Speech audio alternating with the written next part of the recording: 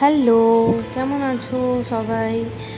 এইটা হচ্ছে নববর্ষের দিনের ক্লিপ। আমার এডিট করাই হয়নি আর ব্লগও দেওয়া হয়নি। এখানে আমি রেডি হয়ে গেছিলাম মন্দির পুজো দিতে, সেটাই তোমাদের সাথে শেয়ার করব। দেখতে থাকো কী কী করলাম নববর্ষের দিনে আমি।